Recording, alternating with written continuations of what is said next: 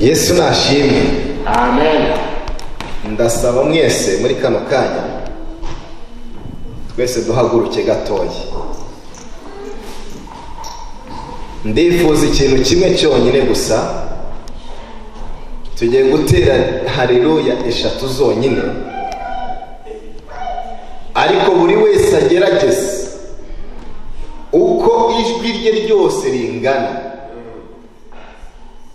nturyisigarize, kuko n'ijwi ryawe Imana iraryifuza muri uyu mwanya.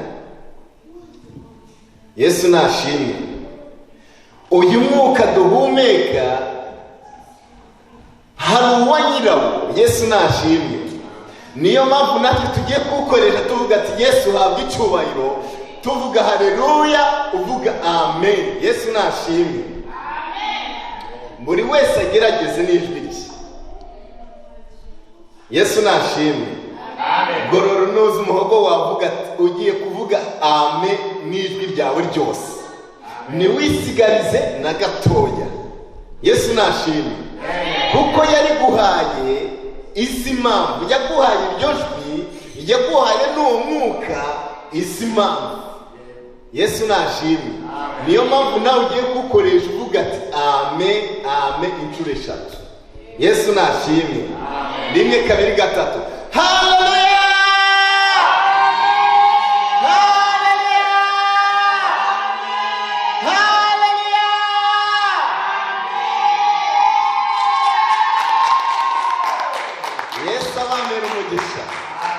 Yesu abamereza umugisha utagabanyije, kuko ni iby'igiciro kuvuga ati bibe bityo.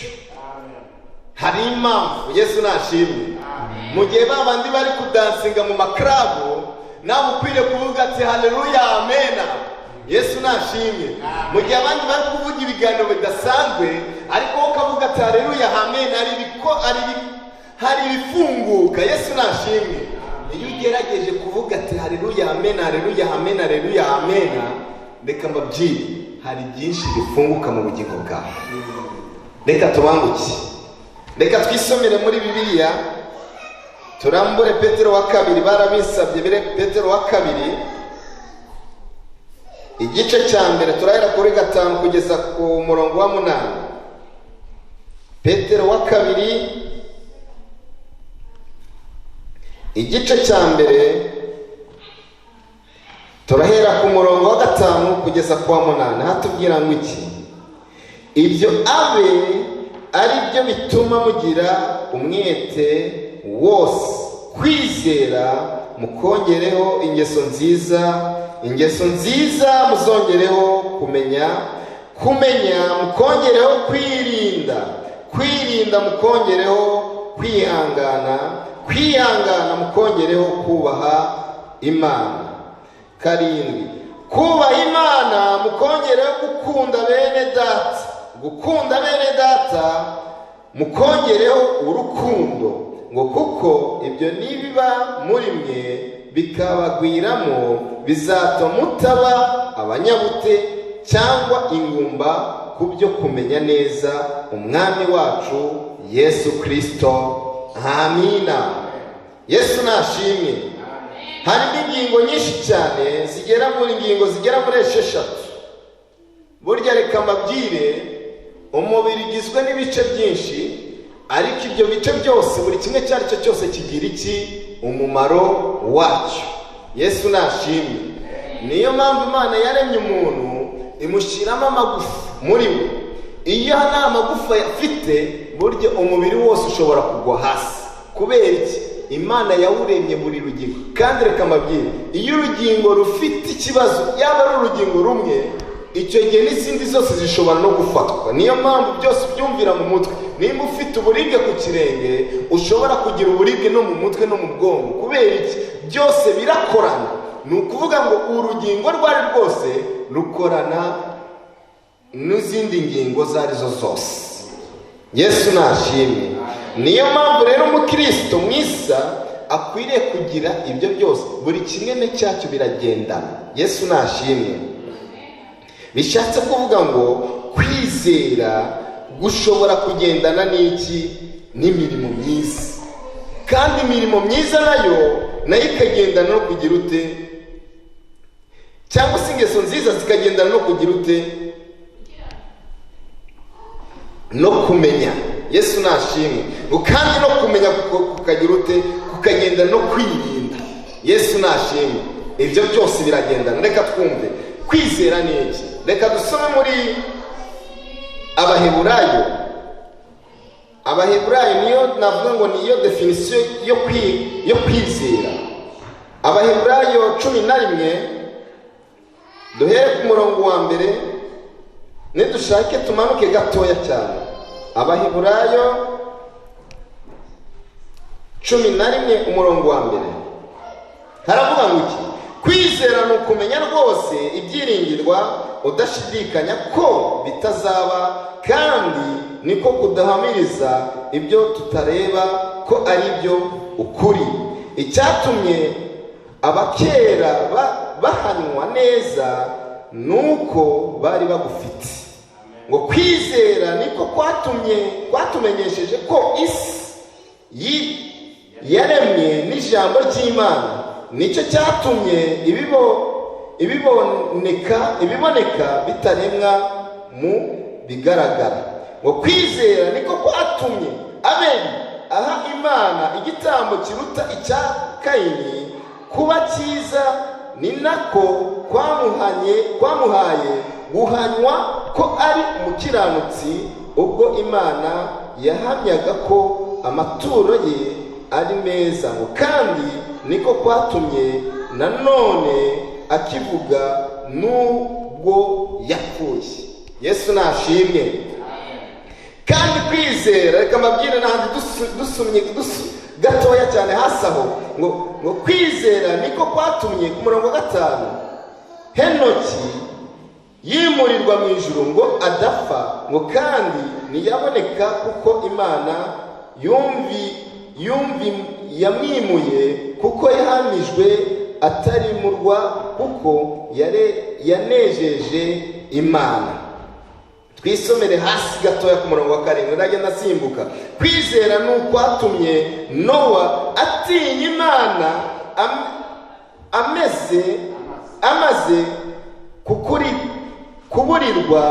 kuburirwa nayo ibitaraboneka, akabaza inkuge yo gukiza abo mu nzu ye, ariyo yacishije iteka ry'abari mu isi, aragwa gukiranuka kuzanwa no kwizera. Yesu nashimwe. Mbabwire ku murongo wa 8 ngo kwizera niko kwatumye Aburahamu yumvira Imana imuhamagariye kujya aho yari agiye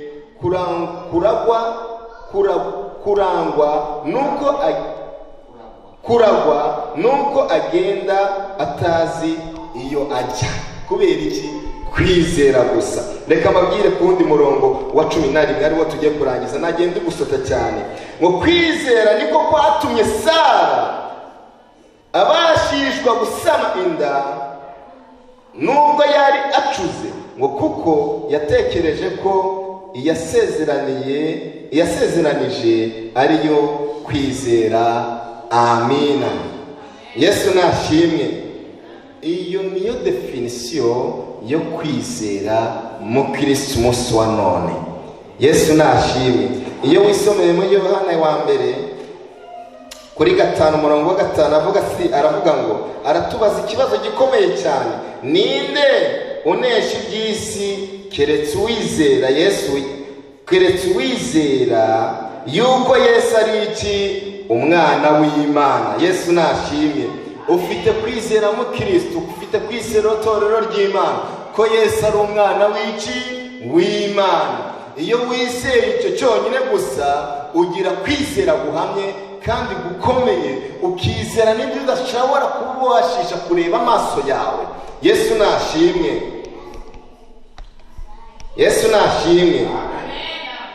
Reka mbabwire, ntuzizere Satani, ahubwo uzizere Imana ishobora byose. Njye namwise ngo ni umuhemu, na Bibiliya irabivuga. Reka tubyumve aho mu Migani 25 umurongo wa 9 haratubwira ngo kwizera umuhemu. Njye nashyiraho stroke, nshyiraho Satani umuhemu mu gihe cy'amakuba ni nk'iki, ni nk'iryinyo ricitse n'ikirenge gitanye. Yesu nashimwe atugire neza. Kwizera Satani ni nk'iryinyo ricitse. Iyo ufite iryinyo ricitse, niyo mpamvu nababwiye ati urugingo rwaba rwari rwo rwose rugira ikibazo iyo urundi rugingo rufite ikibazo. Iyo ufite iryinyo ricitse mu buzima, abarwaye amenyo barabizi. Umva, ndakubwiza ukuri, ntabwo uryama. Icyo gihe rikubitamo umusonga ukaryumvira mu mutwe, ukaryumvira umubiri wose. Iyo rero tuvuge ikirenge cyatanye, bishatse kuvuga iyo ikirenge cyagiye mu wundi murongo utari uwacyo, ndakubwiza ukuri, urugingo rwose rugira ikibazo. Yesu atugirire neza.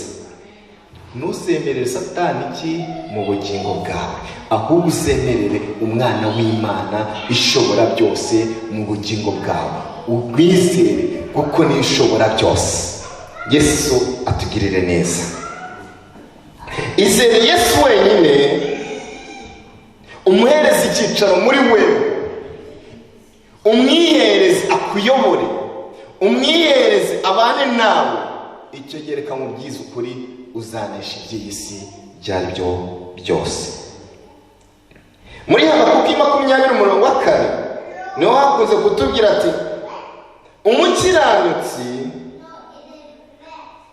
azabeshaho no kwizera kwe. Yesu nashimwe. Amen. Umukiranutsi azabeshwaho no kwizera kwe.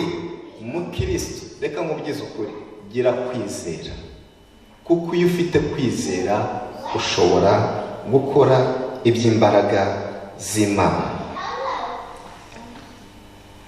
Ijambo ry'Imana iradusaba kugira kwizera, kuko kwizera gukuraho cyangwa se gucyaha umuyaga cyangwa se inyanja, byose bikagira ute, bikavaho. Reka mbabwize ukuri, hari igihe Imana Yesu Kristo yiciye mu bwato ndetse n'abigishwa be barangije baragenda.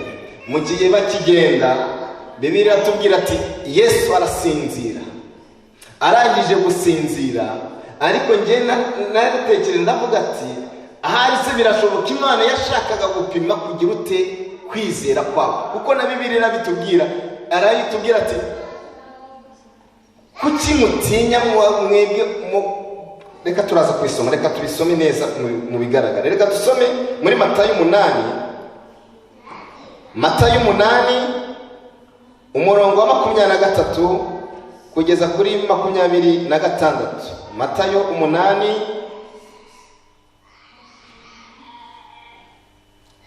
umurongo wa 26 kugeza ku murongo 23 kugeza ku murongo wa 26.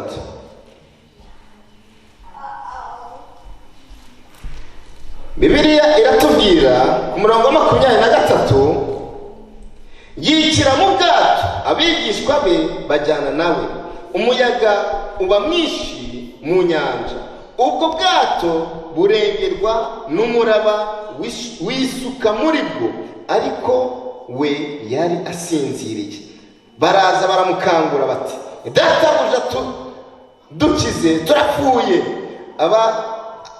Arababaza ati aricyo nashaka kubabwira, niki kibateye ubwoba, mwaba adafite kwizera gukemwe? Maze arabyuka acyaha umuyaga w'inyanja, biratuza byose. Amina. Niyo mpamvu umukristo ukwiriye kugira Yesu muri wewe. Niyo mpamvu ndi kukwifuriza, nifuriza umutima wanjye ugire Yesu muri wewe, kuko iyo ufite Yesu muri wewe ugira kwizera. Iyo ufite rero kwizera, haba inyanja, haba amakuba, haba imisozi, haba ibyago byose, reka mubwire ukuri, umva uravuga ati tuza. Yesu atugirire neza. Amen. Iyo ufite uwo mugabo wa Yesu Kristo muri wowe, ntushobora kugira ubwoba habe na gatoya. Kabe n'ubwo iyo nyanja yazi imeze ute, kabe n'ubwo yazi umutuku, icyo genda kubwiza ukuri ntagibasha kugutinyisha habe na gatoya. Kuko icyo namaze kumenya neza, iyo wizeye Yesu Kristo, bikurikije n'ibyo unyuramo byari byo byose, ubasha buryo ki kubitambukaho. Yesu atugire neza. Iyo wizeye, cyangwa se ukwizera kwawe, cyangwa se ukwizera kwacu kuduha kunesha iby'iyi si byari byo byose, kuko icyabyawe n'Imana cyose kinesha iby'iyi si. Yesu nashimwe. Uzasomeho muri Yohana wa mbere umurongo wa 5 umurongo wa 4, niho bitubwira ibyo byose. Reka mbabwire, kubera kwizera nicyo cyatumye ndetse n'inkike z'i Yeriko zari amabuye akomeye biriduka. Yesu atugire neza. Kubera kwizera, ubwo bwoko bwari bafite, baravuga ati nituzenguruka inshuro 7 turizera ko byose bishoboka. Nidusenga inshuro 7 turizera ko bishoboka. Nituvuga haleluya inshuro 7 turizera ko byose bishoboka. Nitwizera Imana ishobora byose turizera ko bishoboka. Niyo mpamvu reka mbabwire, Yeriko yaridutse bitewe no kwizera k'ubwo bwoko. Yesu nashimwe. Niyo mpamvu nifuriza tugire kwizera, tugerekeho imirimo, kuko iyo dufite kwizera tudafite imirimo kuba gupfuye. Iyo usomye muri Yakobo 2 umurongo wa 17 niko hatubwira. Reka mbabwire, mumenye yuko kugeragezwa ko kwizera kwanyu gutera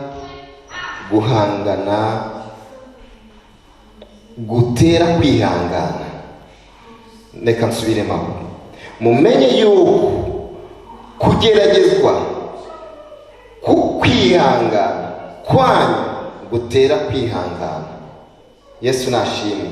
Uzasome muri Yakobo 1 umurongo wa 3, niko nabwo atubwira, kuko burya ukwizera kwawe bugendana nabwo kwihangana. Yesu nashimwe. Umuntu udafite kwizera, Bibiliya imugereranya n'umuntu w'imitima igira ute ibiri, anamuka mu nzira ze zose. Bishatse kuvuga ashobora kugwa muri iyo nzira ye, ashobora kugira imbaraga nkeya muri iyo nzira ye iyo udafite kwizera. Yesu atugire neza. Bibiliya nikitubwira muri Yakobo 1 umurongo wa 8, aratubwira ati ngo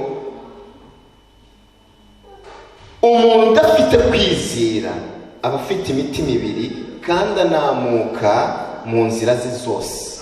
Buri nzira yose unyuramo ugira imbaraga nkeya, muri nzira zose z'uwicira ukagira imbaraga nkeya. Kubera iki? Udafite kwizera. Mu Kristo torero ry'Imana gira kwizera muri wewe.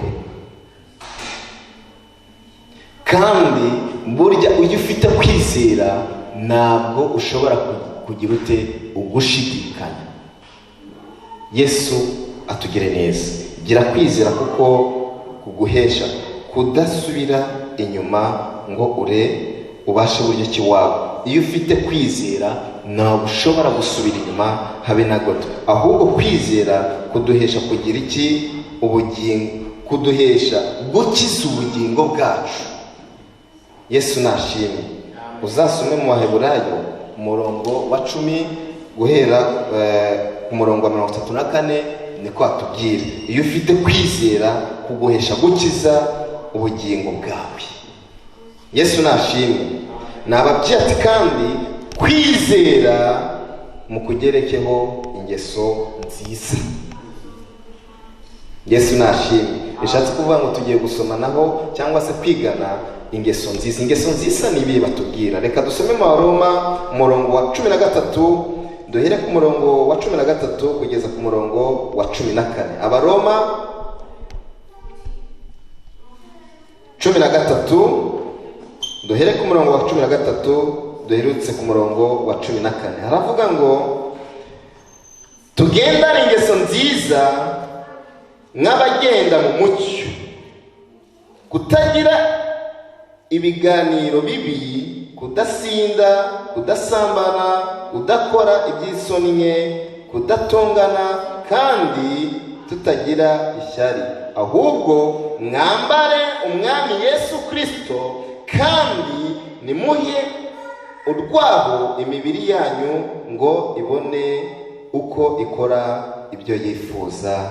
Yesu adufashe, atugirire neza.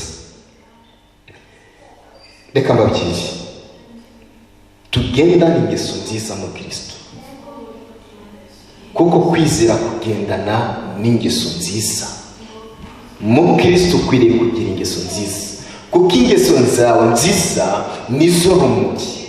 Urwo rumuri rero rukwiriye kubana n'imuri nyinshi. Numva urwo rumuri rwawe abenshi baratwifuza. Reka mbabwire, buri rubuto rwose rwutera rurakura. Yesu atugire neza. Ingeso zawe, buri rugeso rwose rwiza rufite rurakura, kandi utarukurishije rero cyangwa se utarugendeye neza, hari igihe ruzima. Ukwiriye kurubagarira, ukwiriye kurwohera kugira ngo rubashe buryo ki rugaragara.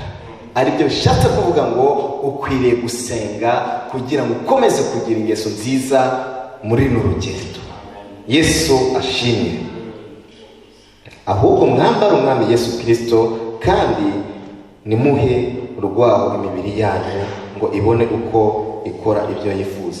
Ugerageze wambare Yesu Kristo, ugerageze ubashe buryo ki wakire Yesu Kristo muri weho, niho urwo rumuri rubasha kugira ute ukugaragara.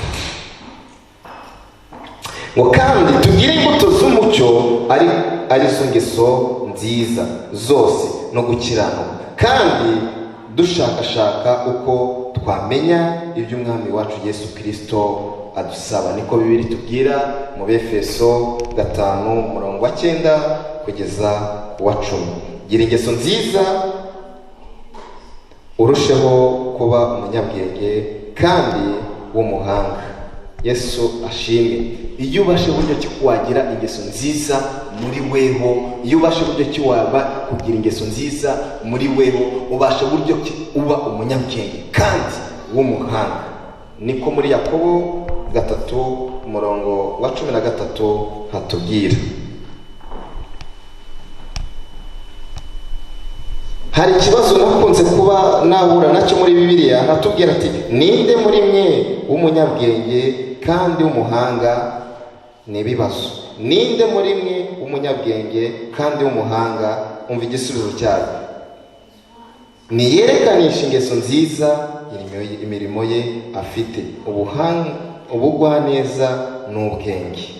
Niyerekanishe ingeso nziza imirimo ye afite, ubugwaneza n'ubwenge. Ni ukuvuga ngo iyo ufite ingeso nziza uba uri umunyabwenge kandi w'umuhanga. Icya gatatu, ingeso nziza muzongereho kumenya. Kumenya ni iki nashatse kuvuga. Imigani 1:4 atubwira ngo iki? Reka tuhasome. Imigani 1:4 haratubwira ngo niyo iha umuswa kujijuka, n'umusore ikamuha kumenya no kugira amakenga, kugira ngo umunyabwenge atege amatwi yunguke ubwenge, kandi umuhanga agere ku migambi itunganye. Yesu ahabwe icyubahiro.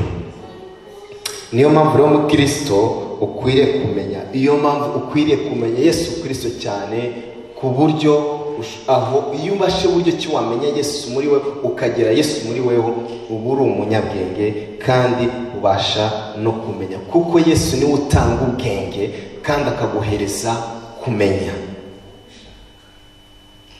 Yesu ahabwa icyubahiro. Ngo kubaha Uwiteka ni ishingiro ryo kumenya, ariko umupfapfa ahinyura ubwenge bw'ibibwiriza. Kubaha Uwiteka niryo shingiro ry'iki? Ryo kumenya.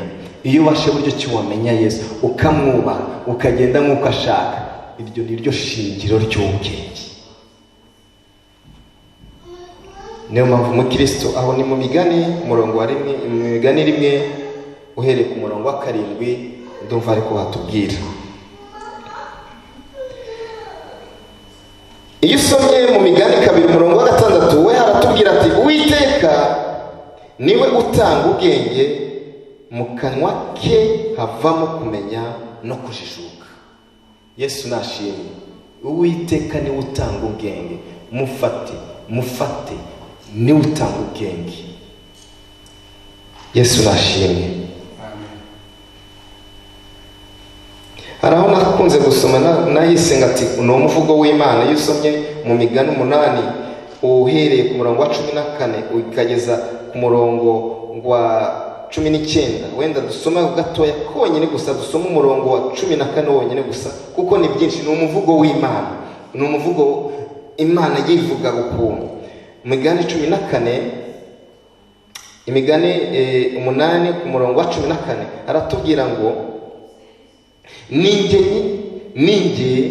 nyiri inama no kumenya, gutunganya, ninjye muhanga kandi mfite n'ububasha. Yesu niwe ufite ububasha, ntabwo ari ufite ububasha bwoko bw'Imana. Iyo ufite Yesu muri weho, menya ko burya iguhereza n'ubwo bubasha, ari kubibashishijwe n'iki? N'Imana ishobora byose. Kandi dukomeje hasi muri Petero wa mbere, Petero wa 2, nk'uko nababwiye ati buri rugingo rwose rugendana n'icyacyo, kumenya mukongereho kugira ute? Kwirinda. Yesu nashimwe. Kumenya mukongereho kwirinda. Torero ry'Imana, kumenya mukongereho kwirinda. Kukibasha buryo kwirinda, wirinda imyambi yose ya Satani. Buri kintu cyose Satani akuzanira ubasha buryo ki wakirinda, kuko warangije kumenya Imana ishobora byose yanga. Iyo rero wamaze kumenya Imana yanga, ubasha buryo ki wakirinda imyambi byose ya Satani, ubasha buryo ki wakirinda iby'isi byose, ubasha buryo ki wagenda nk'uko Imana ishaka. Umva, reka babwire, iyo usomye neza mu byerekeye kwirinda cyane cyane, niyo mpamvu umukristo ukwiriye kwirinda iby'isi n'ibibasha buryo ki byakujyana. Niyo mpamvu ukwiriye kwirinda icyaha cyose, kugira ngo utabasha buryo ki wakwigwamo, kuko warangije kumenya ko Imana ari igira ute? Itanga ubwenge kandi igahesha kumenya. Niyo mpamvu ukwiriye kwirinda umukristo iby'iyi isi, ukirinda kamere mbi zose. Kandi iyo ubasha uburyo ki kumenya, nta gicuco gihe kamere ishobora kugutwara, urazizibukira, uzijya kure, ntabwo ubasha uburyo ki kuzegera. Yesu nashimwe.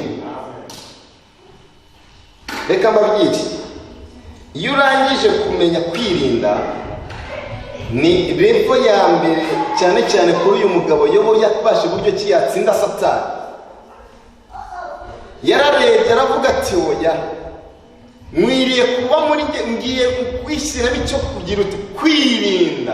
Yobu yabashe buryo ki yakirinda, ariko bijyanye no kwihangana. Niyo mpamvu umukristo nawe rero uba ukwiriye kwirinda. Reka mbabwire, hano hantu kuri iyi revo ni hahandi umukristo agera, Satani nawe akabasha buryo ki yamutinya. Buri kimwe cyose cyaba kije, umva reka mubwize ukuri, iyo ufite kwirinda ntabwo gishobora kukugeraho n'umwanya na gatoya, nta nubwo ushobora no kugifatiraho umwanya. kuko icyo gihe warangije kwishyira mu maraso ya Yesu Kristo neza, hanyuma wiyubakira urusika rukomeye ku buryo imyambi yose ya Satani itabasha buryo kimwe umwanya na gatoya kuba yabasha buryo cyakugeraho. Niyo mpamvu rero Yobu nawe yabasha buryo ki yatsinda Satani ku buryo bugaragara, Satani arahunga.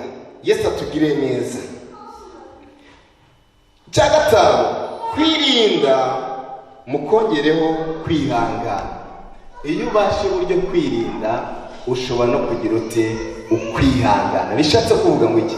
Yobu yabashe buryo ki yakirinda, ageza naho ibye byose bimuvaho, ageza naho ndetse n'umugore we muvaho, ageza naho ndetse n'umubiri we ubasha buryo ki wabura, ariko akomeza kugira ute kwihangana.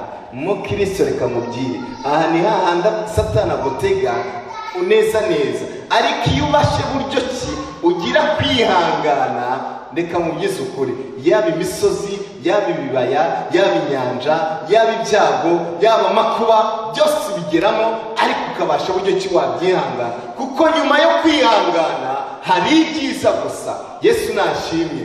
Iyo ubasha kwihangana, ubasha buryo ki wagira ibyiza gusa. Reka mabyize ukuri, Yobu yagize kwihangana, Bibiliya iratubwira ati mu byo yari atunze byose Imana yagiye ibikuba, Imana igenda ibikuba, imuhereza abana beza barusha babandi ubwiza, imuhereza abana beza barusha ubwenge babandi ba mbere ubwiza. Niyo mpamvu ufite kwihangana, umva haba ari ibyiza gusa inyuma yo kwihangana. Yesu nashimye. Uzasome neza mu Bakolosayi 3:12 haratubwira ngo intore z'Imana zera kandi zikundwa, mwambare umutima w'imbabazi n'ineza no kwicisha bugufi n'ubugwaneza no kwihangana. Yesu nashimye.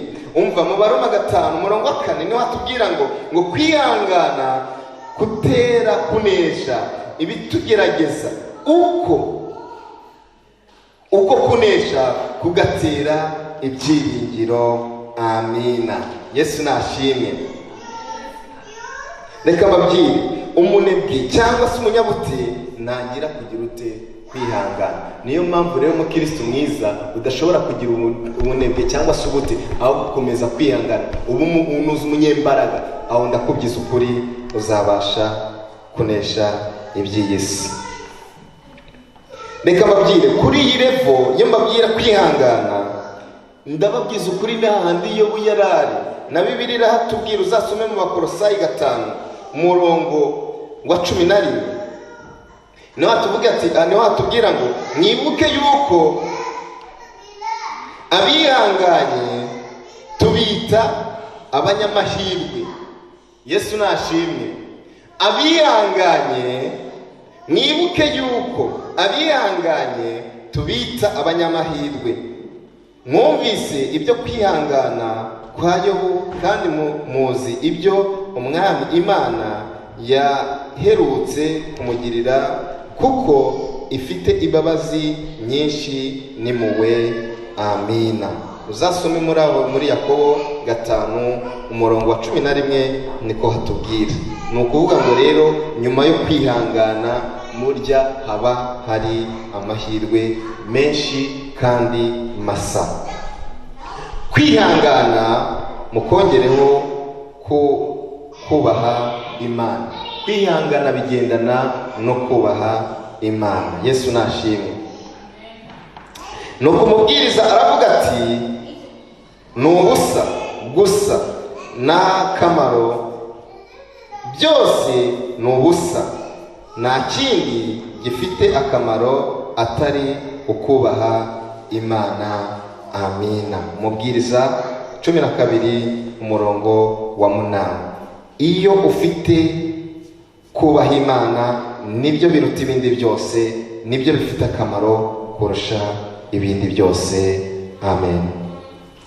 Kubaha Imana mukongereho gukunda bene data. Reka mbabwize ukuri, ukwiriye gukunda mwene data uko bwije nuko bukeye, ukwiriye kubana na mwene data amahoro, kandi ukabasha buryo ki wamukunda. Abaroma 12:10 navuga ngo Kubyo gukunda bene data, mukundane rwose kubw'icyubahiro, umuntu wese ashyire imbere mugenzi we.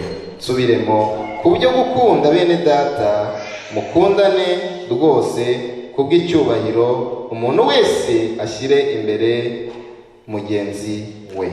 Abatesalonike 4:9. Ariko rero ibyo gukunda bene data nimugomba kubyandikwa, kuko aho ubwanyu mwigishijwe n'Imana gukunda. Imana nibasha buryo ki yaguhereza urukundo nawe ukabasha buryo ki wakunda, ariko ukwiriye kugira ute gukunda, kuko Imana yarangije kubitwambika, yarangije kubigushyiramo. Ukwiriye gukunda mugenzi wawe. Ikindi cya nyuma aricyo tugiye gusozaho: gukunda bene data mukongereho urukundo. Abaroma 13:1 aratubwira ngo mukomeze gukundana urukundo rwa kivandimwe. Amen. Twasomaga muri Petero wa 2:5-8, ariho dusanga ibyo byose bijyana umukristo ukwiriye kugendana nabyo, kuko iyo ubasha uburyo ki wagendana nabyo ntushobora gutsindwa n'urubanza. Petero wa 2:1 uhere kuri 5:8 uzarushaho gusoma cyane, bizakubakamo Kristo, bizanyubakamo Kristo muri runo rugendo. Imana ibahe umugisha. Mana nziza, Mana ishobora byose, Mana igira neza, Mana y'urukundo, Mana igira neza, Mana nukuri turashimye kuko ubasha buryo cyo watugaburira. Mana wera w'Isiraheli, ndakwinze kugira ngo ukomeze wigishe ubwoko bwawe, ndakwinze kugira ngo ubane n'ubwoko bwawe, burusheho kukumenya, burusheho kukumvira, burusheho kugukorera uko bwije n'uko bukeye, burusheho kugira kwizera, burusheho kwihangana, burusheho kugira ingeso nziza, burusheho Mana kugira urukundo, burusheho Mana wera w'Isiraheli kubana nawe uko bwije n'uko bukeye. Warakoze urakarama kuko byumvise, warakoze kuko bikoze. Mana riko senge itorero ryose, Data ubane naryo mu izina rya Data n'Umwuka wera, n'Umwana n'Umwuka wera Data.